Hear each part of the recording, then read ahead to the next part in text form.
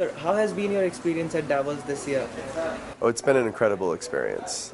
It's when we bring all of these inspiring people, both from industry and from nonprofit and from government and from academic, all together with a common mission of improving the state of the world.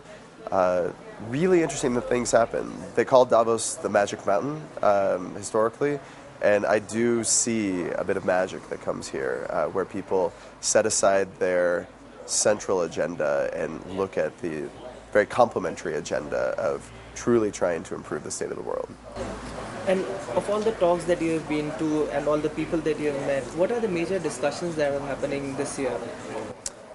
The major discussions that we've seen have really been around innovations in social business and a focus on Syria and what we can do to improve the state, deal with the problems, and look for a long-term solution and solve the short-term needs. When I look at, there are people here who have seen many conflicts throughout decades, and when they look at Syria, they see something that's beyond anything that they've seen before.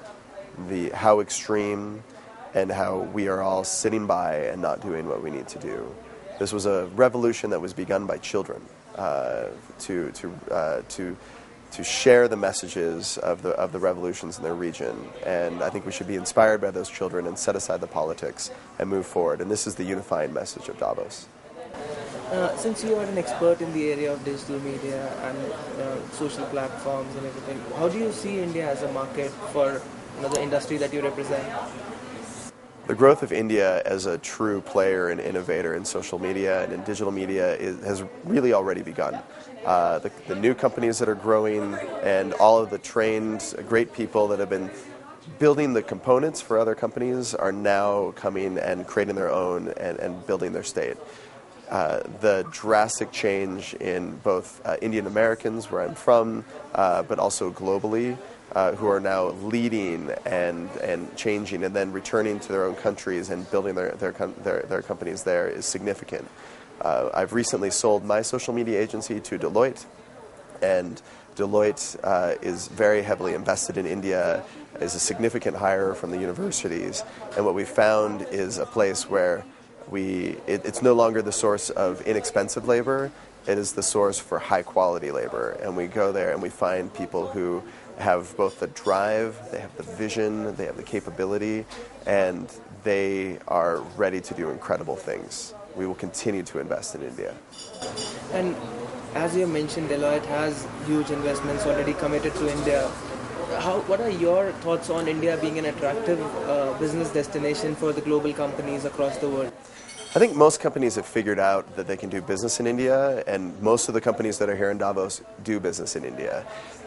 There's a beautiful thing that is being done by the IBEF, which is that you are bringing people together here to remember that we actually love the country. It becomes very difficult to fly from the other side of the world and come in and come through the airport and come through the traffic and go to a hotel and go to a conference center or go to a place of business, and our trips are too short. But we all remember the time that we've gone to the countryside and we've seen the beautiful country and we've been to your homes, the graciousness of every Indian I've met to bring me to their home and to feed me what incredible food. We need to keep and rekindle the passion that we have for the country, the diversity of the country, and remember that while we're doing business, that it's also a culture that can feed us emotionally and in our hearts. And I think that what you're doing here is very powerful. And how has been your India Adda experience in that case in this year? So I began my first experience was in India when I was a Fulbright scholar in Bangladesh. So I've spent about 2 years of my life in South Asia and have spent 6 months or so exploring India, both working and traveling.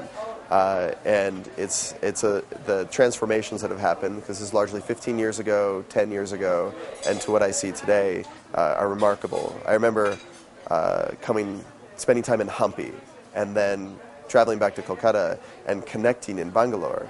And I came to a city that was unlike anything I'd ever seen, with steel and glass and university students that felt very much like all university students in the world. This is 2001, and now I see all the dramatic changes that are happening, and it's only going to accelerate. And so I'll be spending much more time in India.